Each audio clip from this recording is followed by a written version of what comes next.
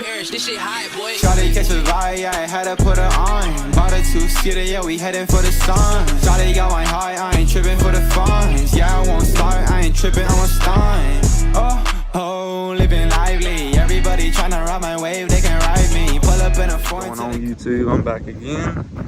And this time we're actually gonna go over the Duramax like I wanted to in the last video, but we had some maintenance we had to take care of. So to start off, I have a 2008 Chevy 2500 HD Duramax with the LMM. It has, of course, the 6.6. It has the Rancho 6-inch lift.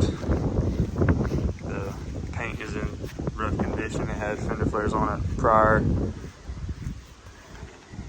It had the 4-inch MBRP. I guess it had the muffler and it had the DPF still on it. But now I have the 5-inch. I guess it's the MBRP. It came in an MBRP box, but I got it from a website.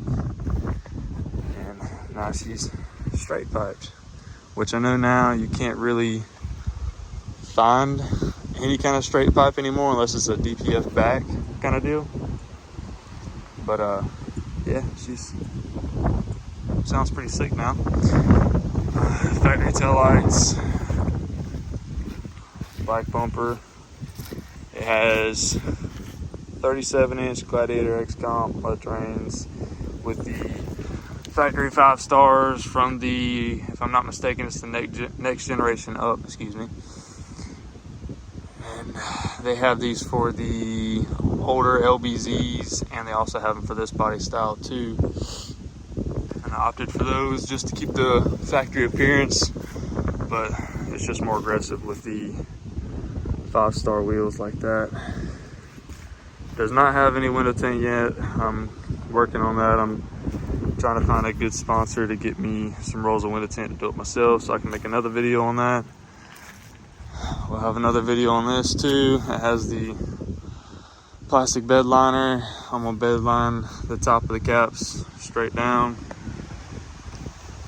Yeah, it'll look a lot better, and I'm sure once we pull this up it won't be too pretty with how these plastic liners scratch the bed itself, and it's just protecting, you know, not even really dents and dings, because you throw something hard enough in here, it's going to penetrate through that plastic and it's not going to be good.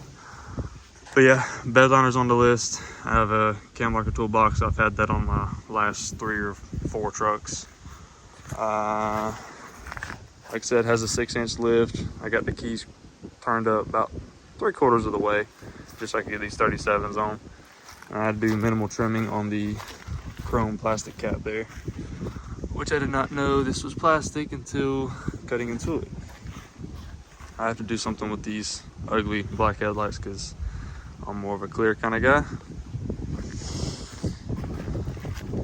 Has the Edge CTS3, just cheap doubled in that really needs to go. Threw in some WeatherTech floor mats last weekend or weekend before last when I did the 5-inch straight pipe. Gonna do something about these seats, maybe some camo covers or maybe some cat skins to throw on there to make them leather. Want to do the jump seat delete and get the full center console that doesn't need the LTZ drop display where it brings the radio and functions for the AC out and down. So to keep the placement of everything on the dash, it'll just have where the center console just butts up to this, and I'll just have to move my trailer brake. Not really a whole lot to it. I mean, these mats are still kind of conforming with the heat and everything and all that good stuff. Let's see. So she has EFI Live, the DSP5 5-position switch, that for diagnostics.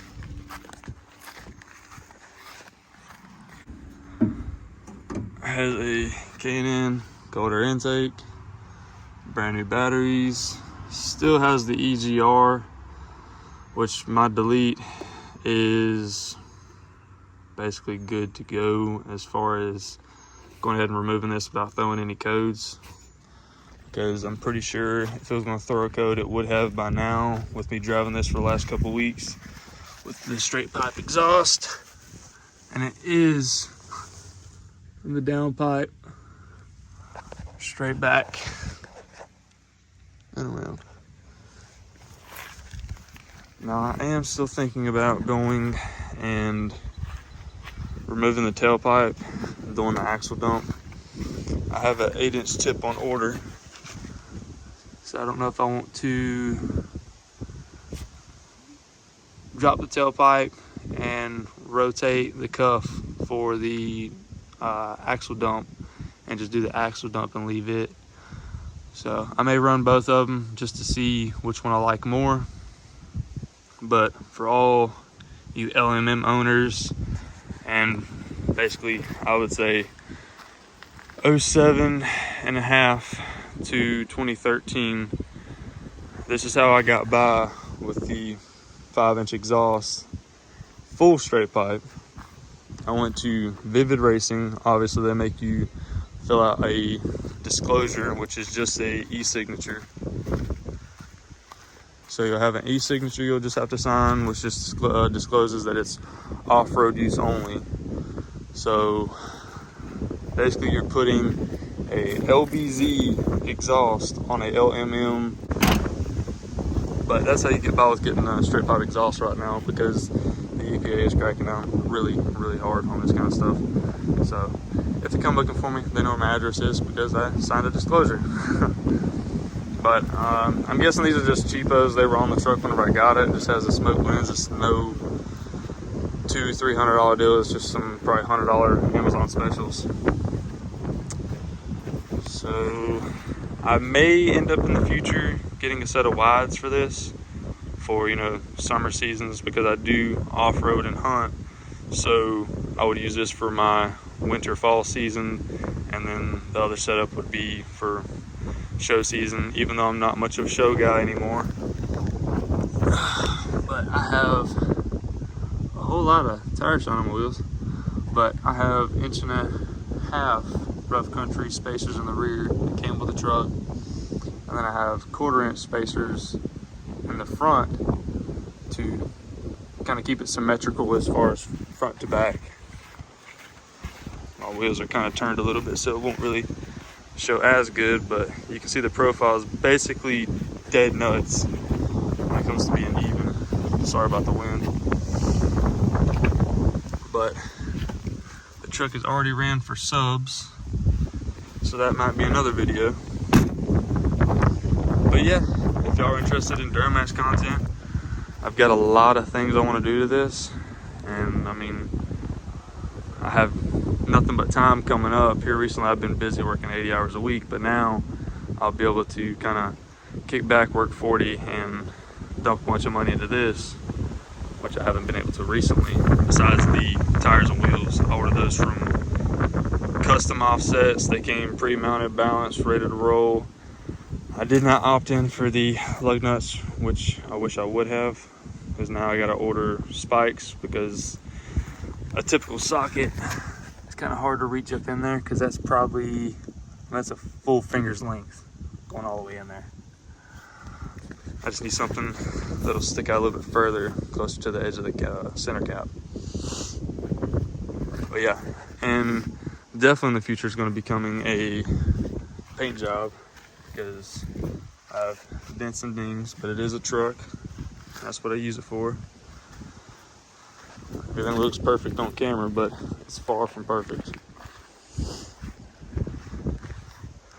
But let me get y'all a startup video with the DSP-5.